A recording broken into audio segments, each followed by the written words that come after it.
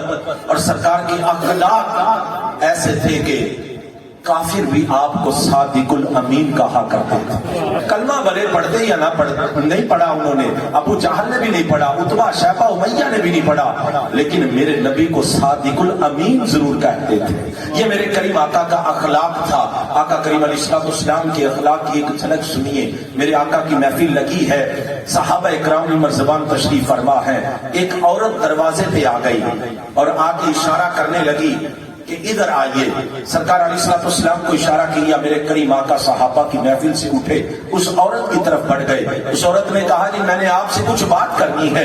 سرکار نے فرمایا بولیے کیا بات کرنی ہے؟ وہ عورت کہنے لگی کہ یہاں نہیں کرنی بلکہ وہاں صحرا پہ جا کے کرنی ہے، ریگستان میں کھڑے ہو کے کرنی ہے۔ میرے کریم آقا اس عورت کے ساتھ چل دیے، وہاں جا کے کھڑے ہو گئے۔ حضرت عمر فاروق رضی اللہ تعالیٰ عنہ اس منظر کو دیکھ رہے تھے۔ کافی دیر وہ عورت جو ہے وہ نبی کے کانوں کے اندر باتیں کرتی رہے، کافی دیر جو ہے وہ بات چیت چلتی رہی۔ میرے کریم آقا کھڑے سنتے رہے، بات چیت کرتے رہے۔ حضرت عمر فاروق دیکھ رہے ہیں کہ وہاں پر سورج پڑ رہا ہے، دھوپ کی شدت چل رہی ہے، ریگستان کا منظر ہے، میرے کریم آقا کا بدن نازک ہے، پسینے سے شرابور ہو رہا ہے۔ حضرت عمر فاروق جو ہے کبھی اس عورت کو دیکھتے ہیں، کبھی جو ہے میرے کریم آقا کو دیکھتے ہیں، لیکن کچھ بولتے نہیں ہے۔ جب کریم آقا ان کے پاس سے اس عورت کے پاس سے واپس آئے، حضرت عمر فاروق کہنے لگے، عرض کرنے لگے میرے آقا یہ تو عورت پاگل ہے،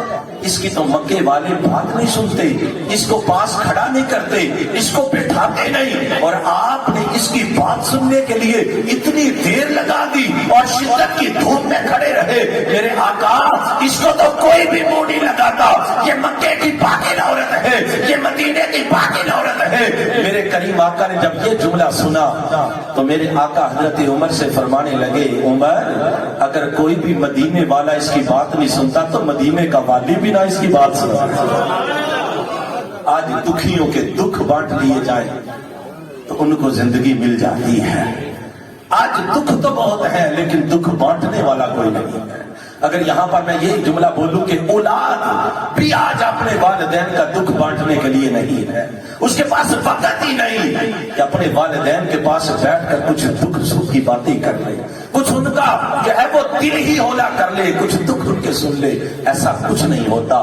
تو پیارے محترم اسلامی بھائیو، میرے کریم آقا کا جملہ ارشاد فرمایا، عمر اگر کوئی بھی اس کا بات نہیں سنتا، کوئی بھی اس کو پاس نہیں بٹھاتا، کوئی بھی منہ نہیں لگاتا تو مدینے کا والی بھی نہ لگا ہے۔ میں تو آیا ہی دکھیوں کے لیے ہوں، میں تو آیا ہی غم زدوں کو سہارا دینے کے لیے ہوں، میں آیا ہی گرے ہوئے کو اٹھانے کے لیے ہوں۔ تو اسی لیے قرآن نے کہا وَإِنَّكَ لَعَلَىٰ خُلُقٍ عَظِيمٍ، اے محبوب ہم نے تجھ کو بہترین اخلاق عطا فرمائے ہیں۔ پیارے اسلامی بھائیو، آج میں اور آپ اپنے اخلاق پہ غور فرمائیں کہ میرے اخلاق کیسے ہیں۔ بعض اوقات مارکیٹ ہے نا، دکاندار ہے، تو دکان کے اندر تو ہمارا اپنے گاہکوں کے ساتھ جو بہیو ہوتا ہے، جو رویہ ہوتا ہے، جو انداز ہوتا ہے، جو اخلاق ہوتا ہے، وہ تو بہت اعلیٰ ہوتا ہے، بہت اچھا اخلاق ہوتا ہے کہ ہم جناب بڑی ڈیل نہیں کر رہے ہوتے ہیں، کیونکہ وہاں مال کا مطلب ہوتا ہے، پیسوں کا مطلب ہوتا ہے، اس وجہ سے۔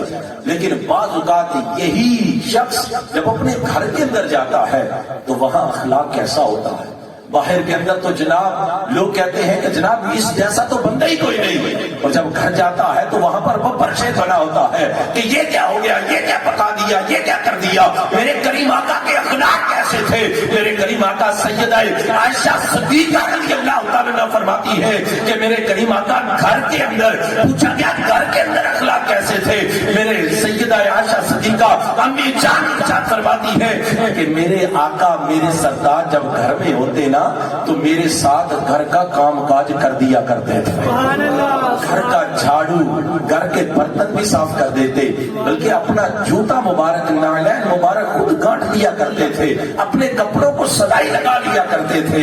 میرے کریم آقا کا گھر کے اندر بھی ایسا اخلاق تھا، یہ نہیں کہ باہر صحابہ کے ساتھ تھا، بلکہ میرے آقا گھر کے اندر بھی گھر کا کام کاج کرنے میں اپنی بیوی، اپنی ہماری اماں جان، ہماری سر کی تاج، ہمارے دلوں کی دھڑکن سیدہ عائشہ کی خدمت کیا کرتے تھے. ان کے ساتھ ایک مرتبہ روایت کے اندر آتا ہے کہ سیدہ عائشہ کے ساتھ میرے کریم آقا نے دوڑ لگائی کہ میرے ساتھ دوڑ لگائیے, اور میرے کریم آقا خود ہی پیچھے رہ گئے اور وہ آگے بڑھ گئی. ارشاد فرمایا کہ یہ میں نے دل جوئی کے لیے کیا, سیدہ عائشہ کے دل کے اندر محبت پیدا کرنے کے لیے کیا, اور اپنی بیوی سے انداز محبت کیا تھا میرے کریم آقا کا. بعض اوقات ہمارا اخلاق گھر کے اندر اچھا نہیں ہوتا, باہر ہم بالکل ٹھیک ہوتے ہیں, بعض اوقات گھر میں اچھے ہوتے ہیں, باہر وہی اچھا نہیں ہوتا.